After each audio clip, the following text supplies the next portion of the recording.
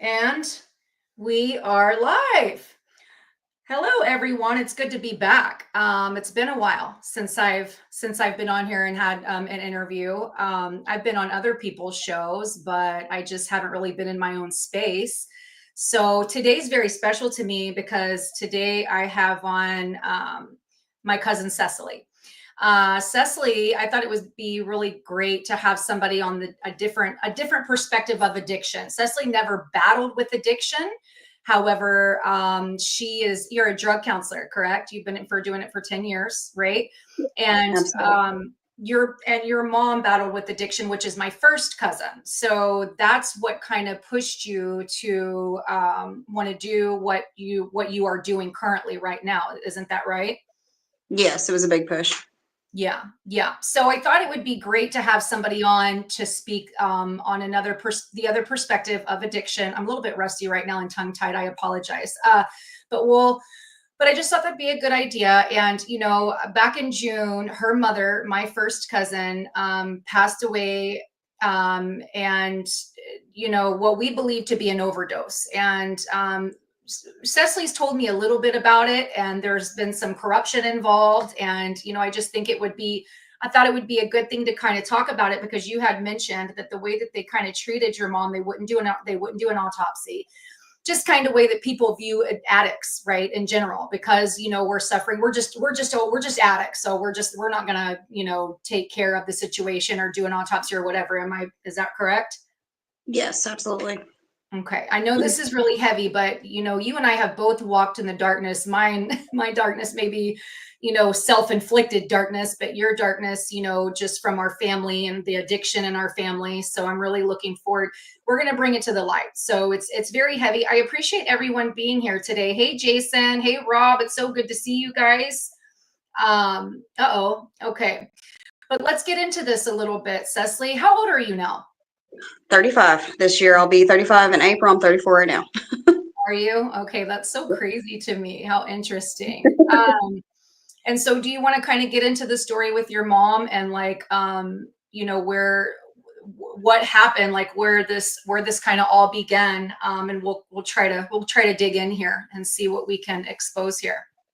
Okay, so are you talking about when she was found or just in Right. general? I guess is my So question.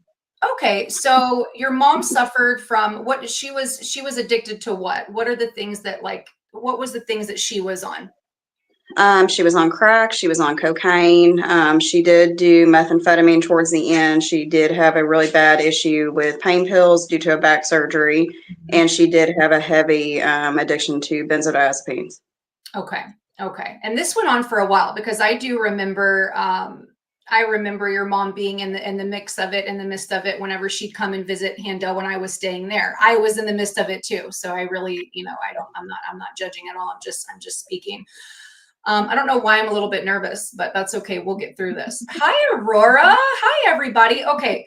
So so let's get into what happened. In June, your mom was found, correct? I know it's heavy. Maybe that's why I'm Yeah, nervous because I know this is a heavy thing and it's like really touchy, but I just think it's a good idea that we discuss this. you're So you're fine. so in June, Um, your mom was found, is it? yes, and I found out through our Aunt Samantha because she was her emergency contact. Okay. They found her apparently in some rough area. It was not a house. I guess it wasn't Larry's house. It was somebody else's house that they actually found her, which they didn't disclose that to me until I got the death certificate.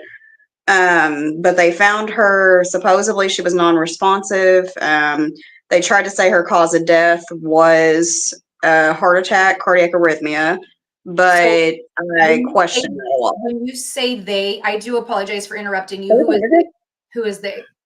So supposedly Larry and Patricia, which Patricia was someone she used to use with back in the day. Larry was someone who used to be a boyfriend, also at one point her drug dealer.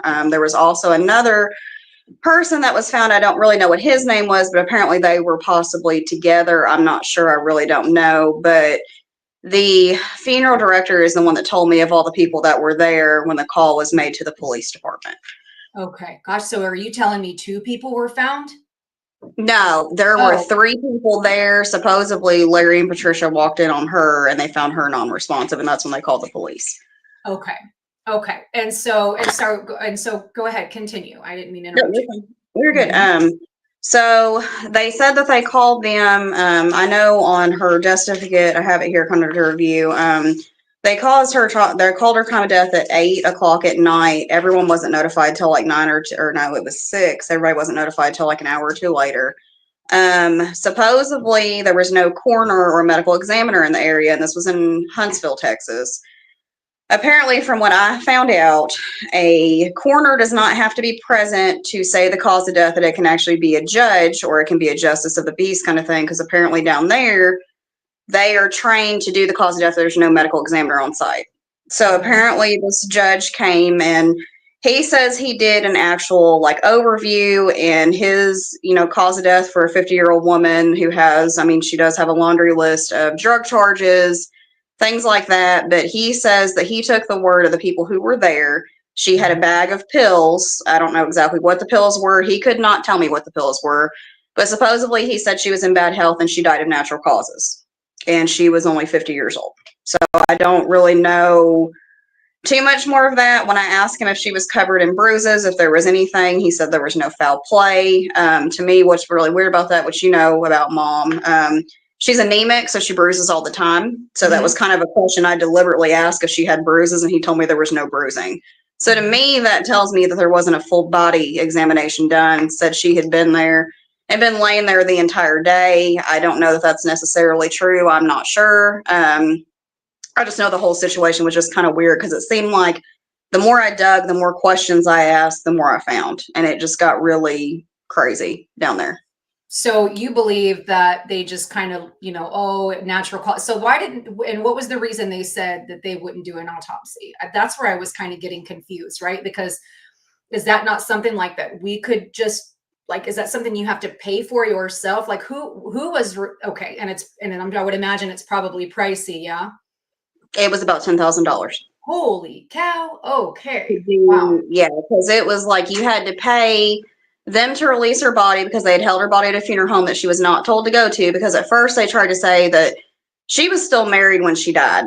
So she was still married to Chester when she died. So technically he was the next of kin. But really, they were trying to say that she was also commonly law married at the same time. And I went back and forth with the funeral director. But as me going through it, I would have had to pay about $2,500 for a drug screen if I wanted actual drug screen testing. And then I would have had to pay $10,000 if I wanted an autopsy with a drug screen. Good grief. And so they were, And we just didn't have that. yeah, well, of Yeah. course. I mean, I don't think a lot of people do, you know what I mean? That's insane. And so they were just refusing. They were refusing the They autopsy. absolutely refused. I had to call the county attorney down there to even fight with them to release her body to take her where she could be cremated to where we could afford it. Because of the way the state of Texas works, they can charge you every day for a body holding fee. Okay. Geez, Cecily.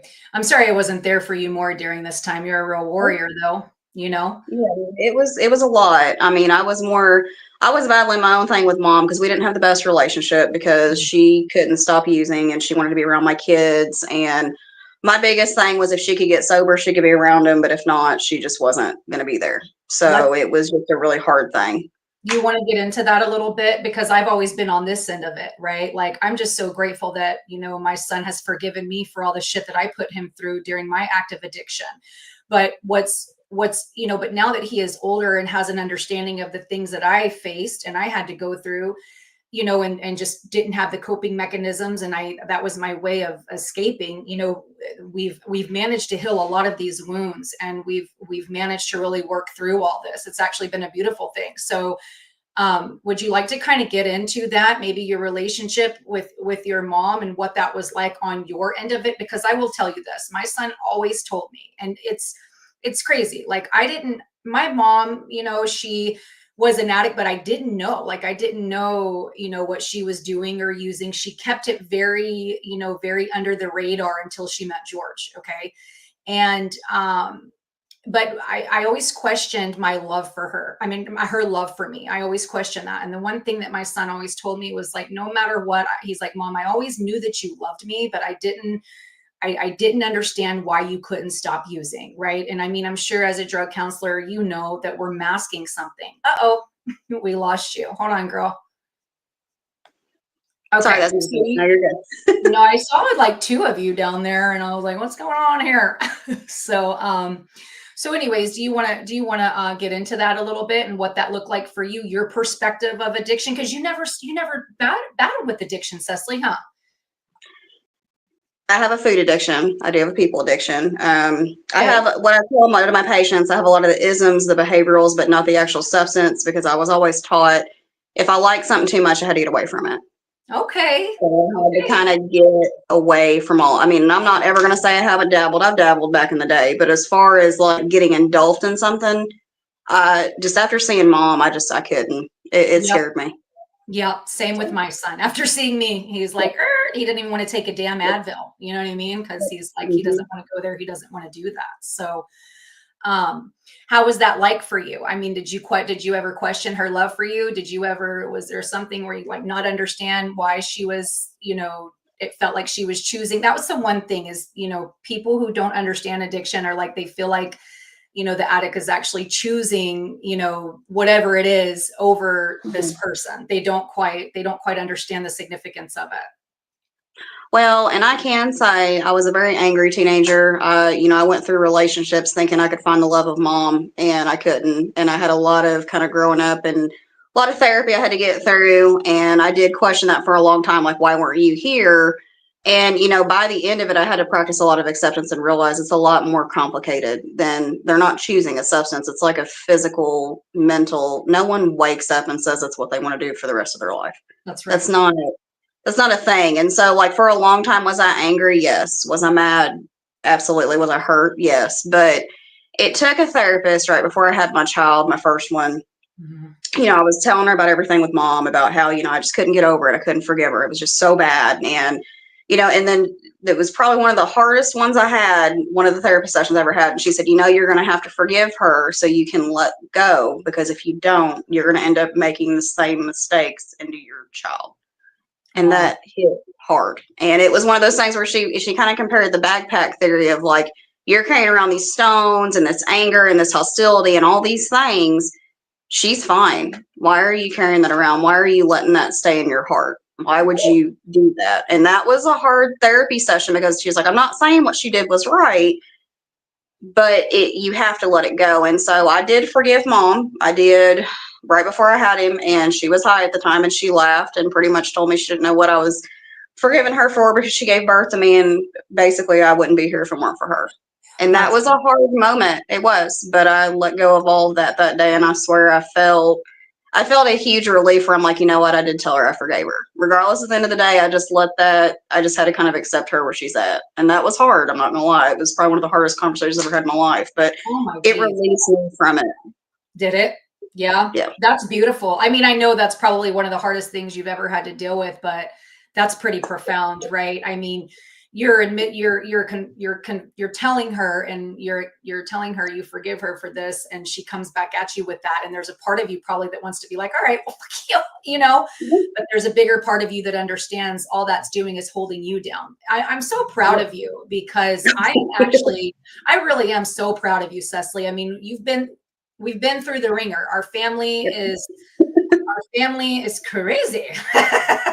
So, and that's okay. I mean, I think we're here breaking all these generational curses. So Yes. I'm really proud of you because right now I'm in the middle of, I thought I had forgiven my mom, honestly. And I think I told you, you knew I was there with her and I was taking care of Yeah. her, just like you, she actually, I told her I forgave her, but I couldn't have these conversations with her the way that I was having these conversations with my son, just talking about how she didn't protect me as a teenager. She Yep. wasn't there for me. Like she bought me everything, did everything. Everything was like materialistic. That's how she Yep. showed up for me. But her love and like all that didn't exist. That wasn't there. But I couldn't have these conversations with her because she would immediately get triggered and like just throw Yep. it right back on me. Well, you know what I mean? Like, but I thought that I could make this relationship work with my mom. I did, especially since she had gotten a divorce, and I thought I could like help her heal herself the way that I kind of healed myself. And I thought we could build this big, beautiful relationship. And Yeah. the more and the harder it got, because, you know, she's in pain every single day, some days rocking back and forth, like moaning. But I managed to be able to care for her and take care of her and kind of keep that separate, right? Like I would still Yeah. be in a good mood and maintain a high vibe, even though she was suffering, but it was making it like harder and harder for us, you Yeah. know, and it got, and I felt almost insensitive, yeah, but I had to explain to her, I'm not trying to be insensitive. I'm trying to make this work. You know what I mean? I'm trying to see Yeah. if we can make this work and build this relationship, because I knew at the end of the day I would push her and help her the way that she needed to be pushed and be helped. She wasn't giving in. If anything, it made things a lot worse. And, you know, she told me, like, you bring me down, you know, just things like that. Like, you bring me down. She'd mock my laugh.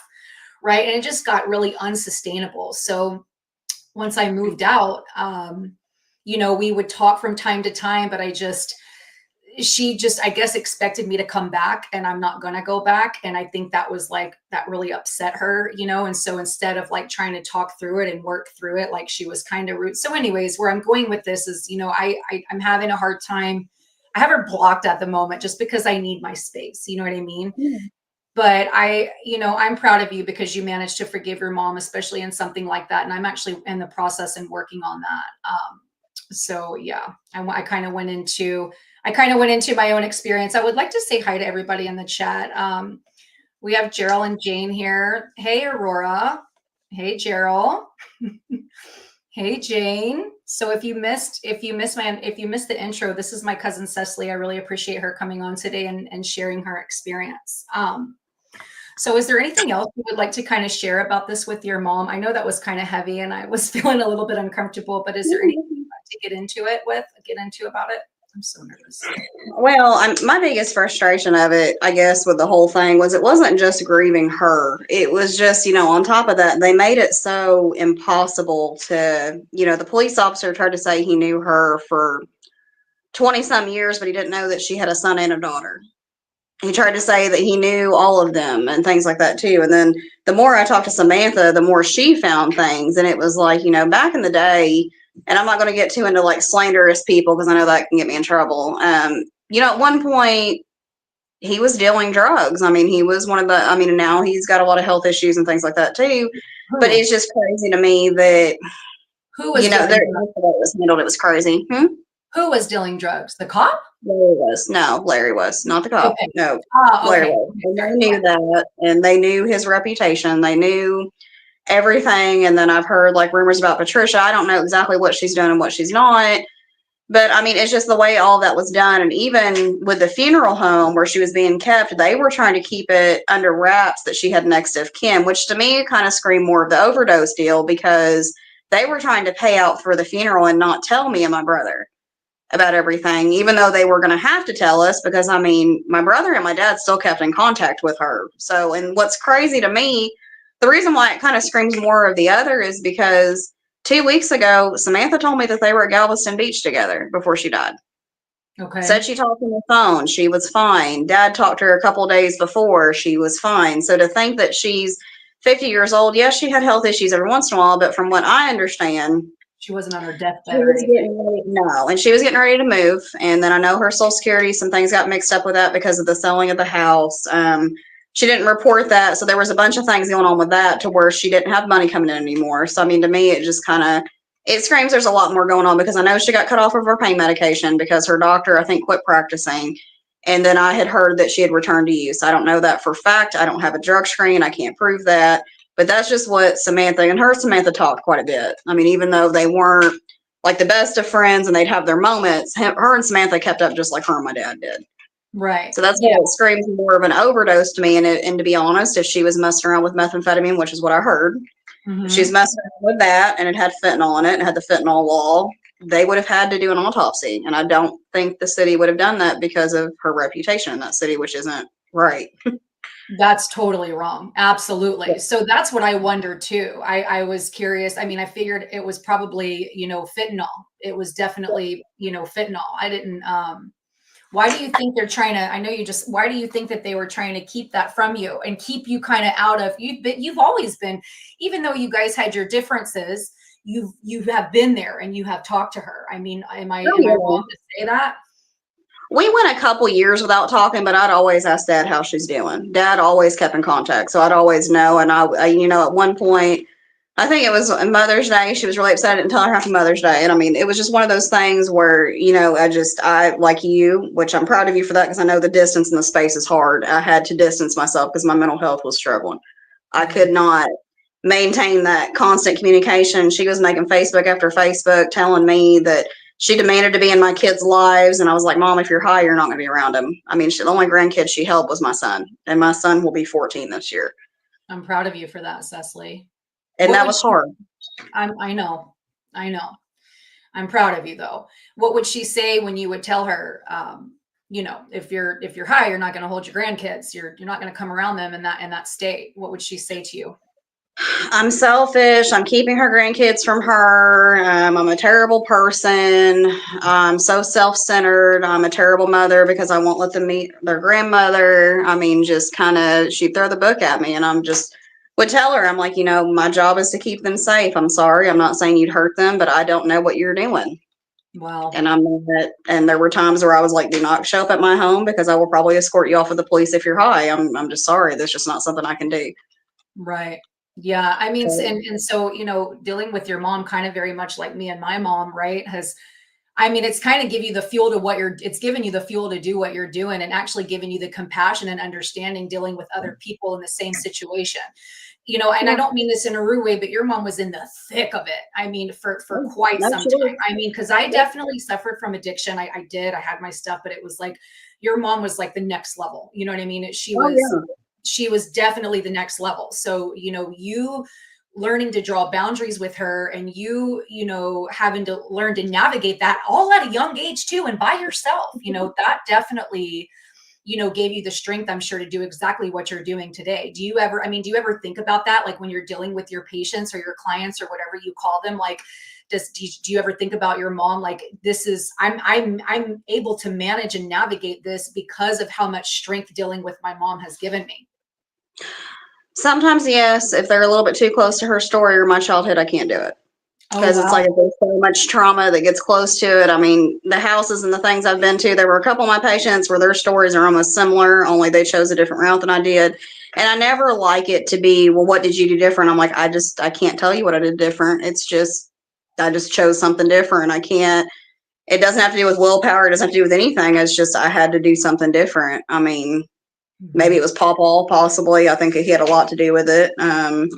Just for the first 9 years, I think that had a lot to do with my life, how I ended up, but I couldn't, they almost, sometimes my patients want like a roadmap. I'm like, I can't, I don't disclose a lot of my stuff anyways, but I'm like, I can't tell you what I did different. I mean, I know what it looks like. Been to the trap houses, been there, lived in the drug dealer's house. We've lived in those places. Like I've seen the craziest of the craziest. Oh, yes. Your mom? Okay. Yep. Okay. How old were you? Cecily, I remember when you came and stayed with us for a little bit, me and Arthur. I'm not saying it was probably the best place, you know what I mean? But that was before things started getting as out of hand. 15. You were 15 when you were with your mom and going in and out of these places and staying at these trap houses and stuff. Okay. Yep. So I don't know why. Maybe I do remember doing that. Because how old were you when you came and stayed with me and Arthur?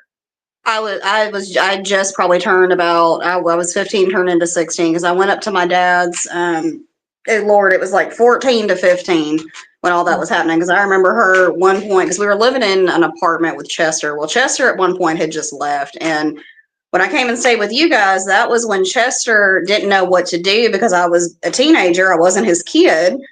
And to be honest, there were times I had to go down in the apartment complex and go eat, because I mean, Mom didn't teach me how to cook. I mean, she'd be the one to cook, but she'd be out for weeks at a time, and she just wouldn't come home. Like that was months and months and it got to a point, like I remember, it is probably like the saddest thing ever. And I'm not even trying to make people feel sympathy for me. I watched the Macy's Day Parade for Thanksgiving by myself, because I was just by myself. And then it was one of those things where, like Christmas, the only thing I got for Christmas, I think one year, was something from Chester, and that was it. And Mom was gone. Mom had been gone for 2.5 months. I mean, she was going and stripping and going and feeding her habit. She was still living in an apartment complex, but she was living at somebody else's house, and she just wasn't, she would come and go. You'd see her come and get stuff and leave, but she just wasn't ever coming home and staying home. Right. And that's the crap. And you were so young dealing with that, Cecily. Jeez Yeah, Louise. I had to go down to, it was like another apartment, and I'll never forget this little Hispanic boy I dated. His name was Jesus. His mom would make sure I ate every other night, and she would make sure that she'd take care of me. She would like go see if she had something to eat. And I mean, really, there'd be times Chester wouldn't come home from work till 6, 7 o'clock at night. So Mhm. it was just kind of hard because it was like, what do you even do with, I mean, and he's like, have you seen your mom? No. Cause I mean, I was going to school still. And there would be times where she would pick me up from school when she was coming down off everything, and she would take me home, and she would Mhm. want me to take care of her while she was coming down. Oh, Cecily. Hmm. Oh, it's okay. I mean, it's okay. I mean, I hate to, like, I don't, like No, I said, I don't want people to ever feel sorry for me. It's just, that was just part of it. I mean, you it was sound just, so much like me. You're like, and I'm not telling you this to feel sorry for me. You know what I mean? Like, I know you're not telling me that, but you know the yeah, reason why you're saying that because you know that is someone will feel for you and be yeah, empathetic for you. You were yeah. 15 and 16 years old. It's just so funny because I always say the same thing. I'm like, I'm not telling you this to feel sorry for me because probably also too you can feel other people, right? Like you can feel Yeah. them. I don't know Mm-hmm. about you, but I can like sometimes I don't even want to tell people certain things like that I endured Oh, because I can feel their energy and I'm like, yeah. don't do that. I quit doing that. Yeah. So, oh, I'm so proud of you, sis. I really am. I don't even think I knew some of that because I was kind of going through my own stuff, you know, and I'm so sorry I wasn't there for you more. Oh, I okay. tried to Well, be like you stayed with us yeah. for a little while, you know what I mean? But I was lost in the sauce, Oh, as well. So let's kind of get into what you're doing right now. So all of this, I mean, wait, unless you wanted to share any other stories or anything else about okay. your mom's situation, like with all that going on. But I mean, maybe we can shift this a little bit and get into what you're doing now, right? Because we're going to just try to bring this to the light. And Okay. what does that look like for you? So what kind of clinic are you working in? Like, are you working at like a is it like a one-on-one? Is it like what kind of clinic is it? It is an outpatient Suboxone clinic. We do one-on-one therapy and we do group therapy. We do all that, and that's actually part of the program. It's not like you can just get your medication and leave. You have to have therapy, which is part of it. Okay, that's great because I know you've heard my stance on some of these clinics, but I'm not Yeah. saying that there's some that aren't ran proper, right?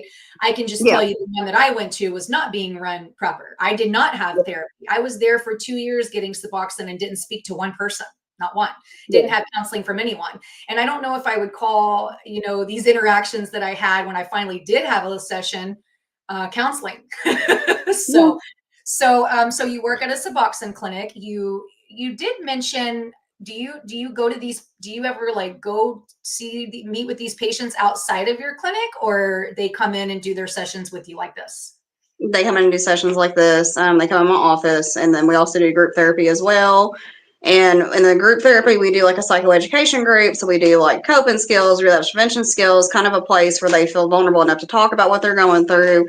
And then on the one-on-one therapy, it's more or less like what you're individually working on. Like right now, I'm kind of limited to like kind of the basic stuff. Now, when I get my master's, I can dive in a little bit deeper, but there's still some stuff I can, like the adult child of addiction stuff, I can usually like kind of help them with because that's something I've went through. So then like the other stuff, like the 12 steps, kind of do that if they want to. But the sad thing with medicated assistant treatment, a lot of 12 steps people are not completely happy with medication. So that Okay. gets a huge stigma sometimes. But other than that, I mean, I help them a lot with like what goals they want to work on, if it's anything about positivity, communication, just learning what life is. I mean, and because life for everybody's different. So just learning even basic life skills, it kills me when they're like, I paid my bills and that's great. I was like, I'm proud of you. That's awesome. And they're like, well, no one thinks that. I'm like, well, no, because most people don't realize how hard it is to go back to being a normal, which I hate that word, but a normal adult. I mean, it's a big deal. I mean, you're putting your money into something you're supposed to, not something like you're going and doing a shopping addiction, for example. You're not going and splurging because those things are hard to manage sometimes. I love you so much. Yes, you're totally right. Yes, people don't understand these things when they're not like in active addiction, right? It is a Yeah, big deal when you start it living life is. the way you're supposed to be living Yep. life, Mm-hmm. and I have to touch on this again. You and my son both, y'all are so strong because for me, it was like, I mean, I didn't have the coping mechanisms. I mean, you weren't taught the coping mechanisms, but I chose a different path. However, I understand the path that I chose was the path that I was supposed to, Yeah. just kind of playing itself out. I understand all that, but it's like, a lot of times when you're in these environments, you kind of start conforming to this, and you did the exact opposite. And I'm just so proud of you. And I just need to tell you that. But you are right. It is a big deal, especially when an addict starts getting their life together, Mhm. putting their money where it's supposed to be going. People are like, oh, you paid bills. Oh, well, it is a big deal. I've got my Yeah. yeah. I'm glad you touched on that, because some people don't quite get that. I will say that going through, leaving, I was in this loop, always taking care of my mom off and on Mhm. since her accident. You know what I mean? And they were always like my security blanket, like going back. And I almost thought about going back there, and the universe quickly showed me why I can't do that, and reminded me of some situations as to why. And that's literally insanity. And it's not gonna do anything different. But I'll tell you this, I'm kind of uncomfortable. I'm starting to get a little bit more comfortable, but I'm just saying it's just the unknown, which can be uncomfortable. And navigating this sober has been incredibly interesting. And I will say that, this reminds me of when I was 15 and 16 years old. And I mean, I was running away. Mhm. I was running away from a situation. I wasn't being protected like a young woman should be protected. And I started willing and dealing with, drug dealers and people that already had like apartments, because, I was just constantly doing something to alter my state of mind. And I was 16. I mean, I was only Mhm. 16. And so, there's a part of me, there's a version of me that has so much love and compassion for that version of me that was so lost, going through all this for so long alone, at such a young age. But navigating it now, and being sober through it all, there are some times that I'll have an experience, or I'll like feel something that's uncomfortable, which that happens a lot, or I feel something from somebody else. And I'm like, oh, like this is when I would, let me take some Xanax so I don't have to feel that anymore. This is when I'd be like, oh, let me take this so I don't have to feel that anymore, because it's like you feel everything, and it can be quite uncomfortable and challenging to navigate. So, Absolutely. yeah. Yeah, the emotions get really hard. I mean, even, and like you said too, at a young age, when you're not taught to cope with some of these things, like even something as simple as being able to cope with anger the right way. And then you see people get pissed off, mad, and slam the door. Well, you think, okay, well, that's what I need to do. No, that's not what you need to do. But Yeah. that's those intense emotions that can happen. And then when you realize, and I found myself too, like, and I'm still, I wouldn't say, I don't hold any of the stuff in my past, but mom dying did open up a lot of stuff I didn't expect it to. Okay. Just because there was a lot of acceptance I had to get to still, even though I had done the forgiveness thing, I had worked through everything too. I guess the initial loss of like that relationship will never happen again. That was a hard one. I mean, it really was, just to be like, well, we're never going to have that, mom daughter thing. That's not, even though it was toxic, even though it wasn't great, there'll never be a hope for her to actually get it right. But the thing I guess that helped me the most with it was I was like, at least she's not in pain anymore, because Yep. you're talking about somebody who had been using drugs with their mother since she Yep. was 9. I mean, her mother shot her up with drugs at 9 years old. And I so, as didn't. much as I hate to say, go ahead, you're good. No, go ahead. Go. No. As You. much as I hate to say it, she didn't really have a chance. And I hate to be like that, but like, even she was abused at a young age. She was hanging out with older men. My father, when she was had me at 15, my father was 25 years old. She was only 15 years old. So it's a See, lot. I mean, when you look at it, like, she did not have a chance. I hate to be like that, but she really didn't. She didn't have anybody to look forward and look up to. I mean, her dad was a paranoid. I mean, he's in prison now, and God love him. He's the sweetest man in the world, but he was an unmedicated schizophrenic for a long time. I've only met him probably one time in my life. He seemed nice. I don't know really much about him. I know some stuff about him. I knew Tina, met Tina, loved her to death. But most of the time I seen her, she was high. yeah. I never saw her sober. I mean, either that or she was getting her hind end beat by some guy that she was talking to. So Right. there was not much I even knew even about either one of them, Robert or her. I think mom took me to meet him one time when he was in prison, and that Mhm. was pretty much it. So I mean, as far as mom looking up to anybody and having, she had Samantha, her and Samantha, they were close, love them both. They are really good supports for each other, but she really didn't have much. I Yeah. mean, and then you've got a mom. Yeah, there was a lot of trauma there too. I don't know if you know about Tina's husband, Charles, but I mean, he, after she was with Robert, from what I understand, she was with Charles. Charles and her were together. That's how they got into the oil business, I guess, or whatever it was. Well, Charles had killed himself in front of everybody. Mm, And, my mom had talked about from the end of it, I mean, her still having to clean up his remains from the driveway. I mean, right. that's something from a very young age that you remember, that you carry, that you don't completely forget. And there's just a lot of trauma. And I'm sure there's a lot more. For Yeah. a long time, I didn't even know Joyce existed. Papa never Oh, mentioned her name. Yes, I did not know anything about Joyce. Anytime Joyce was mentioned, he'd slap shut at somebody. oh, Joyce Papa. was not allowed to be mentioned at all. Yes. Yeah, I know. I know. I did not know that I didn't know she was even a thing until, I was starting to do the family tree, I think, for an assignment in sixth grade. And I was like, who is she? Like, I knew who she was. I'd heard her name before, but I Mhm. didn't realize, I thought for a long time Momo was his wife. No, Well, that was not the case. And I yeah. was like, okay, this is a lot to kind of carry and look at. Like, this is not who I thought it was. And so I knew more about her later, but there's still just so much. I mean, there's just so much trauma, is what I was kind of trying to say. And that was where a lot of that came from. And then mom being a stripper, there's nothing wrong with being a stripper at all. It's a position. I get it. But being in that position so young, you learn to use your body for things. And that's what she did. I mean, that's like, even as a young kid, she did. That's her, from what I understand, that's how her and my mom, her and my dad really met, was he was dealing her drugs.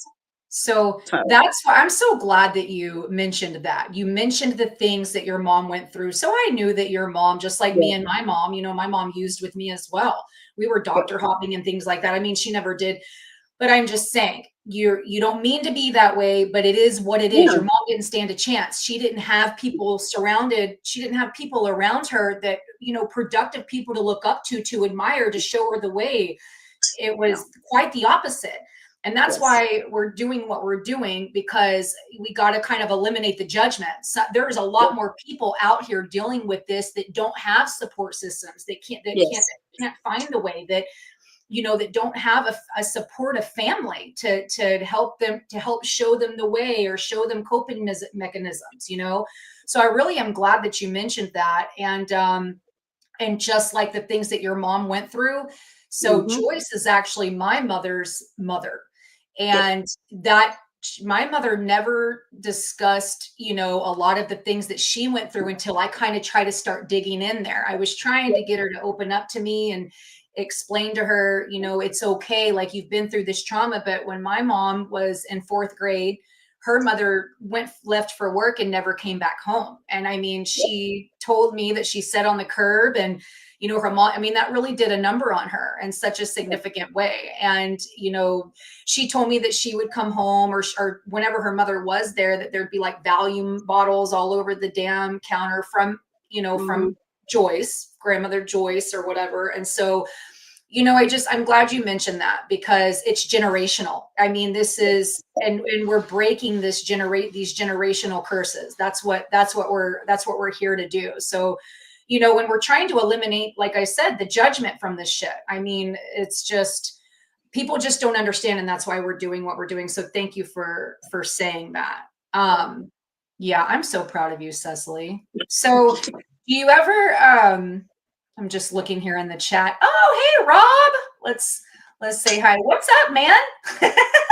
It's good to see everybody. Thank you so much for being here. Do you ever have, okay, so I'm curious to ask you this. So, one of my biggest concerns, because I talk to quite a few people, but do you ever catch yourself maybe getting a little bit too close to a patient, that, like, do you ever catch yourself getting a little too close, meaning, like, and you kind of have to pull back? I think that was one of my, like, main concerns, like getting getting too close to these people, like suffering and not being able to keep work and personal separate. Does that make sense, what I'm trying to ask? it does. I'm very compassionate and I care. Like I tell them, they get a watered down version of me, but it is hard sometimes when someone's going through something and sometimes they need just that one person, but they give you enough boundaries and ethics where like you know your place. And I can't tell you how many people that I have worked with, that I have seen in my field, that end up sleeping with patients. And this isn't meant to be terrible as I say it, but to me, I feel like they're coming to me for help and they're sick. If I were to cross that boundary, I would harm them in any way but one, and it's almost manipulation. Because if I'm a therapist to help you rewire your brain, I can manipulate you to think whatever I want. And that's just something I just don't, that's not a line I cross. Because I know for a fact if I were to do that, because I've seen therapists do it, I've seen nurses do it, I've seen all kinds of people do it. But to me, I just feel like that's not okay. Like that person's coming to you for help, some type of guidance. And if you're going to do that, that's just, to me, I feel like that's just wrong. That's just bad. Yeah. Yeah. Yeah. I just meant, maybe seeing some of these patients that like, maybe share a similar story to you. You know what I mean? Oh, And yeah. feel more connected to them. And it's probably, I know me, I'm a very compassionate, like empathetic person, just like you, because of the things that we've experienced and the things that we've endured. Right. And we want to like help as many people as we can.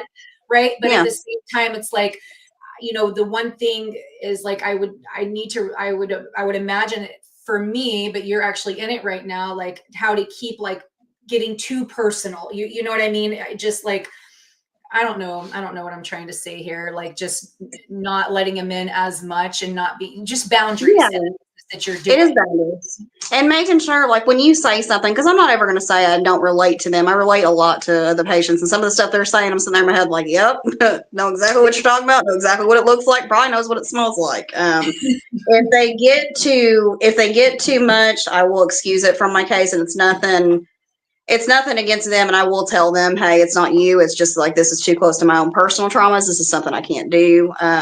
But it is one of those things where you have to look at it in the way that I had a supervisor tell me. When you say stuff, you have to be careful, because if you're going to disclose things, which you can disclose, everybody has a difference of opinion on that. Some people say don't ever disclose, even if you have kids. And I feel like that's kind of crazy, because I think we're all human. But when you say something, you have to look at that. Is this for you or the patient? So when you're saying stuff, when you develop these relationships with patients, because I've had some of my patients for a couple of years now, you have to look at that as you're saying something, is this going to harm this patient? Is this for you? Is this for them? Because what I never want for my patients is, well, I feel like I'm counseling my therapist and I don't feel like I'm ever getting any help, because that's not what I want to do. That's what I'm very careful of. So I've had a ton of boundary courses, ethics courses, counseling stuff, and they've kind of finite that quite a bit. But as far as that goes, there have been some similar stories.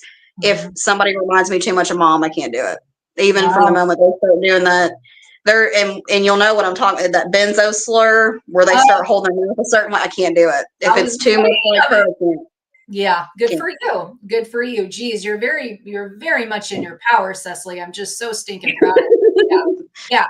No, I know exactly that benzo slur. Have you ever had a patient that you were like rooting for, and you're like, hell yeah, I'm so proud of you, seen them come a long way, and then they went backwards? That's what I kind of meant there. They went backwards, and it affected you on an emotional standpoint, like, and maybe it was a little bit more personal than you wanted to take it, but you were really just being empathetic and like rooting for this person. Have you had how did that go?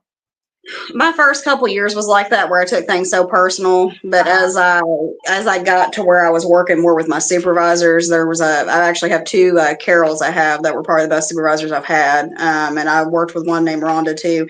They helped me a lot with realizing, like, it's not your fault if you're taking it too personally. You need to look at that, because there's nothing you did. You just have to look at that as life. And over the years, I've kind of developed that, realizing what I can and can't control. I have the serenity prayer on my desk. That's what I live by, because it is one of those things where I go in and I think, now as a counselor, I wanted to save everybody. I was going to save everybody. Everything was going to be great. And then that first couple years, I realized it's not me. It's not my control. I can either say something and hope it holds weight, but there's nothing personally that I've done different that caused that.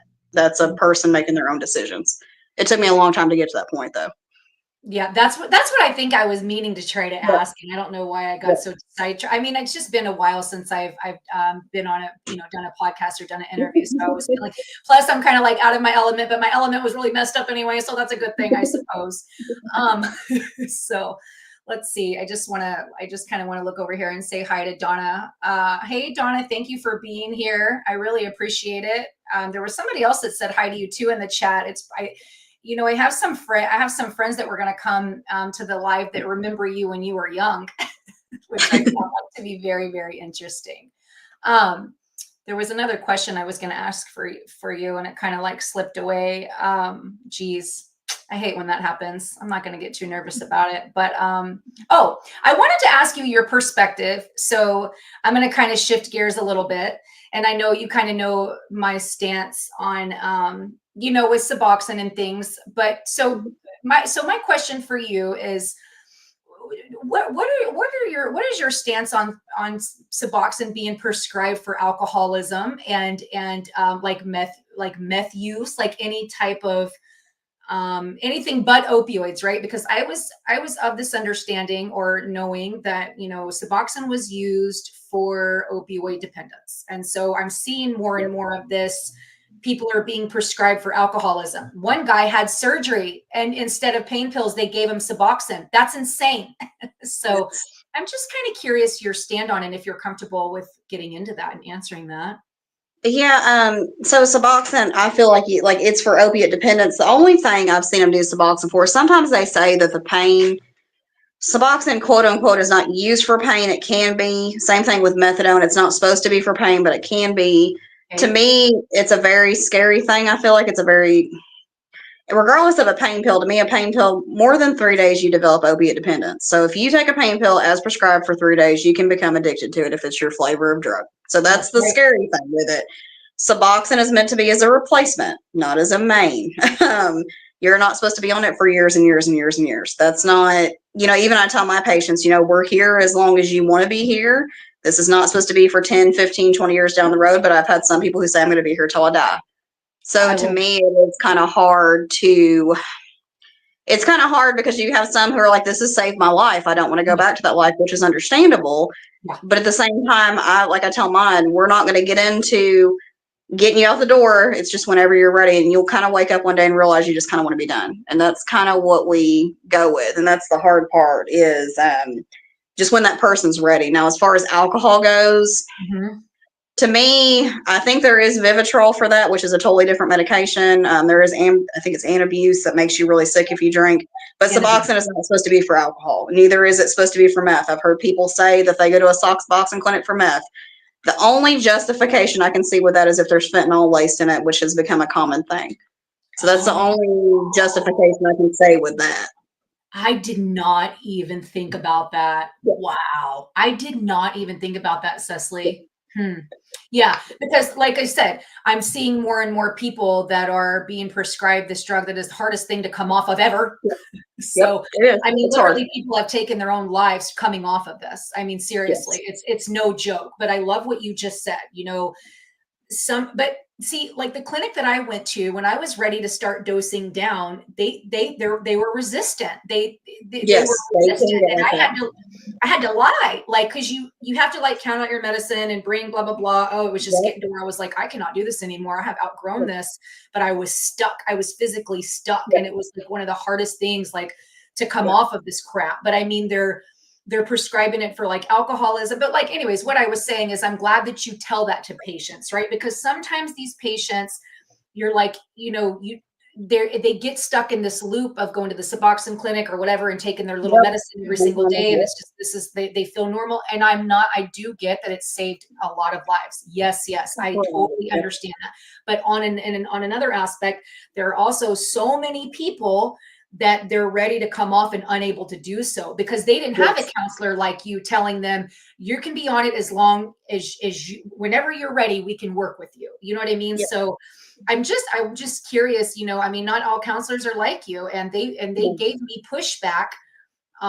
They gave me pushback when I was starting to try to wean down. And I just found that, and then a lot of people say that too.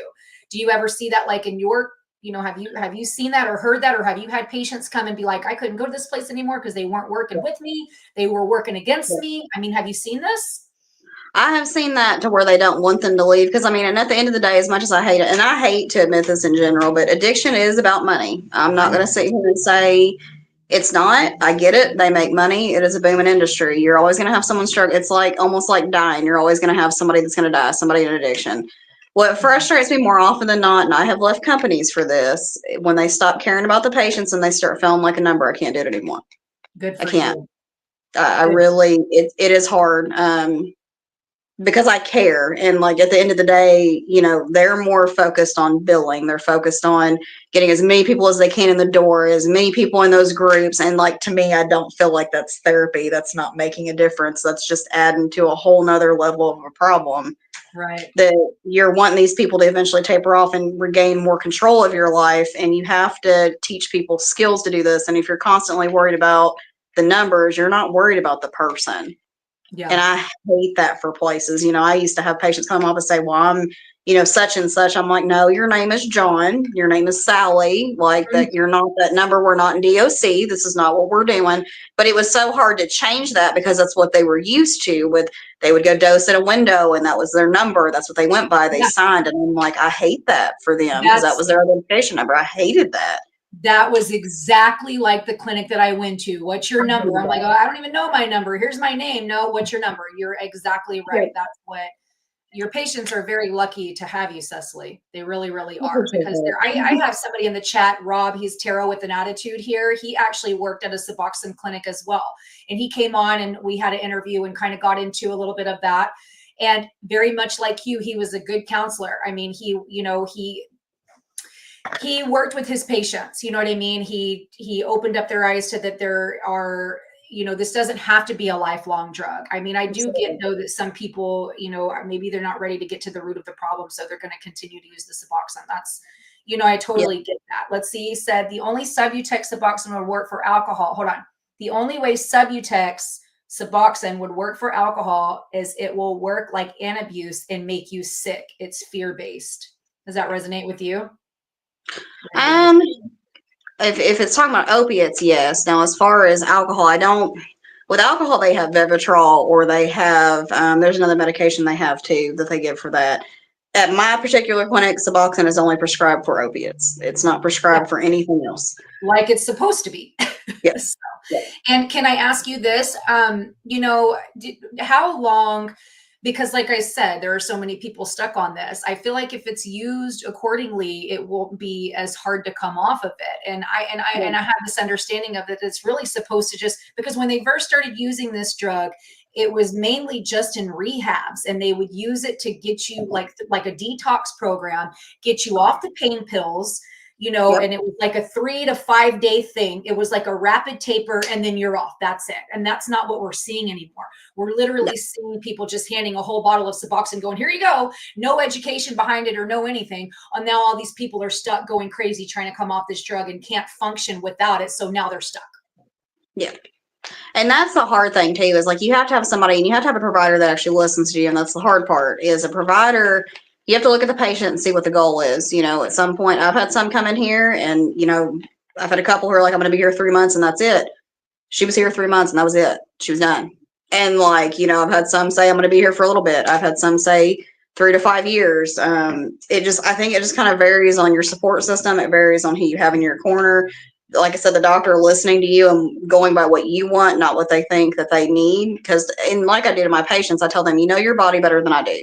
I'm not going to tell you a certain amount's going to work for you, a certain amount's not going to work for you, because I don't know. And then when medication talk happens, that's usually with the doctor, because that's not my side of the house. So that's not usually my ballpark there. I stay out of that kind of area. I can't give them advice on how much medication to take, what to take, or any of that. It's just, if they're having cravings and stuff, I can talk them through it. But as far as like medication part of it, that's all usually a talk conversation with the doctor, not me. Yeah. Yeah. Cravings is such a real thing. So I had a question here, but I took it down because I wanted to put Rob's up there really quick. And it was, I hope I'm saying your name right. Tenonian, both. Anyways, she wanted to know, they wanted to know how many patients you see. Like, what does your day look like? What does that look like for you? Like, how many patients do you see? Sometimes 8, sometimes 10. It kind of depends on what the patient needs. Like if I have a crisis session, I think my crisis sessions, Usually they're about an hour. I had somebody that was in meth-induced psychosis for so bad it was a 2.5 hour assessment that I had to do with her because she was just so hard to get drawn back to answer questions, and she had been going through it for so long. She'd been up for a day or two. But as far as things go, usually my appointments are 30 to 45 minutes, and I can go. I'm comfortable with 8 to 9. I've had to do 15 in a pinch. I don't like to do that because it's not therapy for me. But I mean, it kind of depends because I always want to make sure I put eyes on somebody, make sure they're okay, make sure things are going good. And, I kind of just go about my day. I hate to say it. Like my caseload right now is probably in the 130s right now, just because I see them once a month. A lot of my patients are monthly, so they only really need monthly counseling to make sure they're doing okay. Their goals, if they need more counseling, they know they can come in because I have an open door policy with my patients. If they're having a bad day, like I had one, she was going through it 1 month. She's seen me more than, once a month. She'll me a couple times, and that's perfectly fine. I've always told them, I'm here for your support. I'm not here just, for a paycheck. I'm here if you need me, and I'll move whatever I need to make it happen. So it kind of just depends on what they have going on. So what's an emergency? I didn't want to interrupt you, but what is that? What did you just say?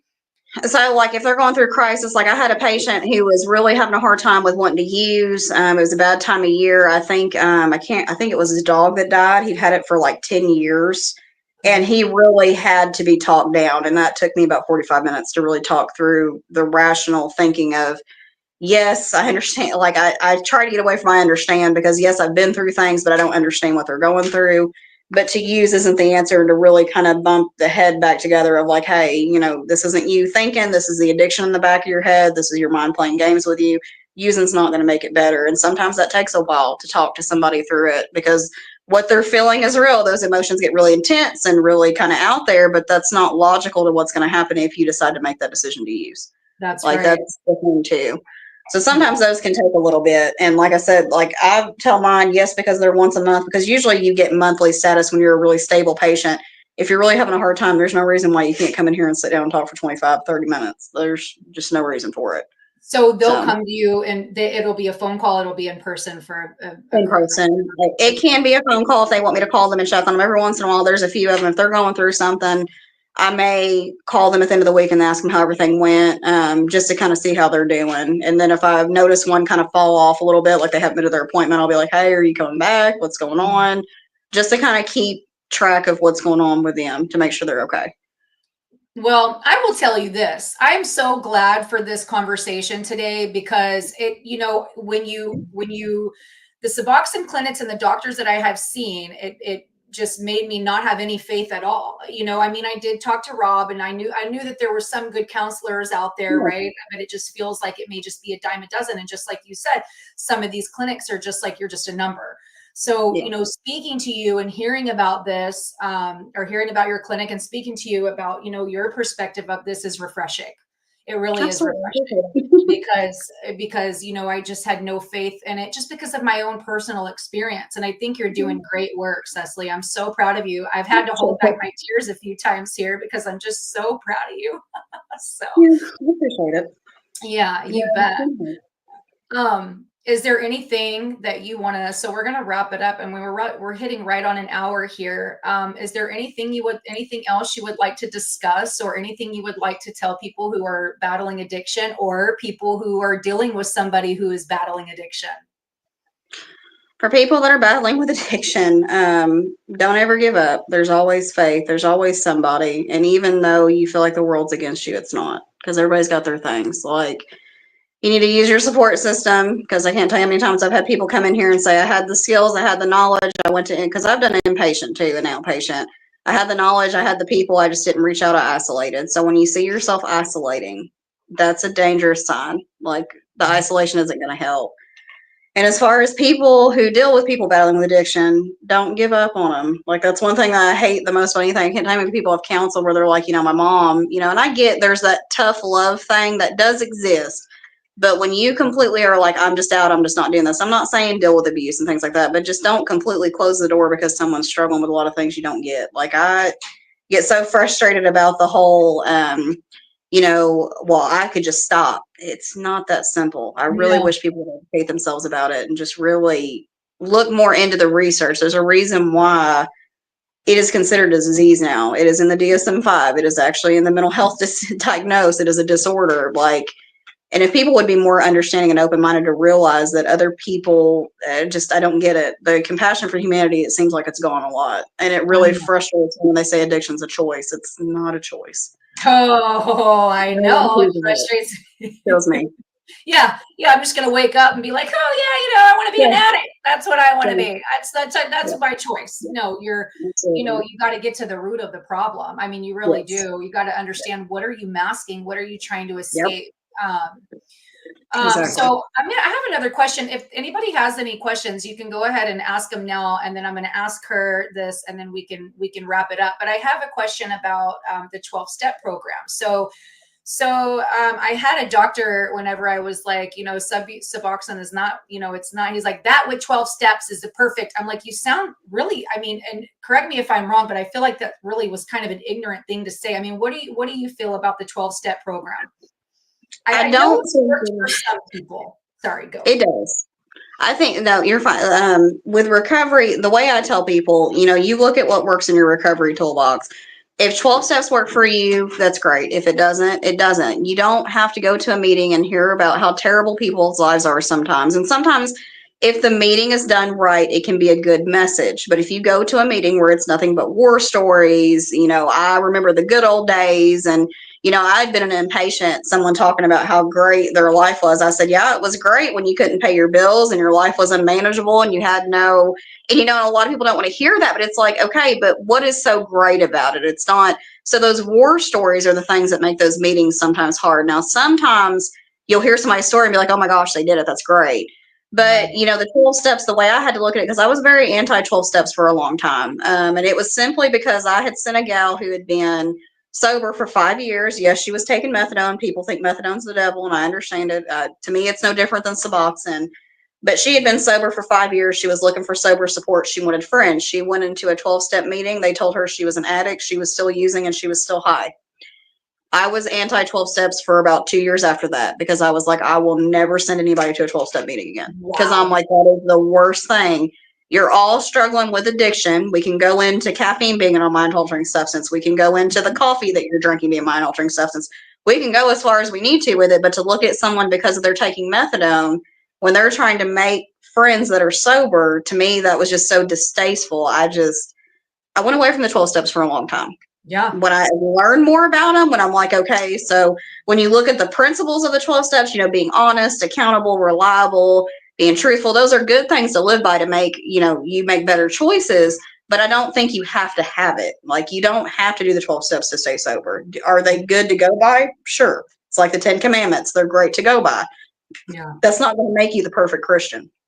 There's a lot of other work you have to do with that. It's not just you live by this and everything's great. And people can be addicted to the meetings and the 12 steps. I mean, people can get really into that to where their whole life is around that. And that's where those, even the counseling that you have to do, the addictive behaviors you have to kind of touch base on to help with, where it's like, okay, we're going into meetings, not saying too many meetings is bad, but when you're coming to a point where you're not doing anything in your life but going to meetings, you might need to evaluate something, because you need to have a life outside of those meetings. Yeah.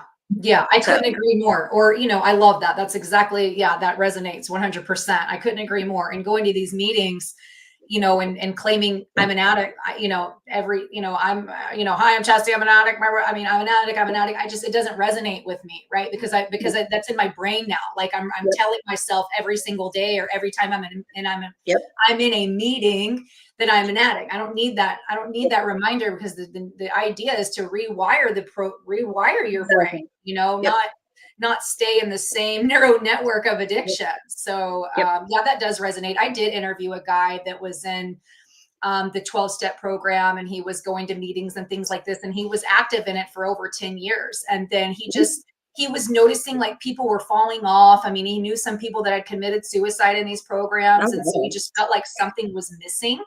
And so he actually went to Belize, I think, or no, Peru. Anyway, he went to somewhere and did an ayahuasca retreat. And I'm not encouraging people to go and do this. I'm just saying it showed him something about his self, plant medicine, and helped him kind of get more to the root of what he was dealing with. And so when he went back to these meetings, they told him, nope, you know, I mean, pretty much that you're going to have to, you know, you're gonna have to start over. Like you're still using, Yeah. like, yeah, after being an active member of this for like over 10 years, you know, they pretty much just turned their back on him. And I was like, wow, that's why I kind of, you know, I know it's helped with some people, but exactly like you said, you know, if that's all you're doing is going to these meetings, you should reevaluate your situation you got going on.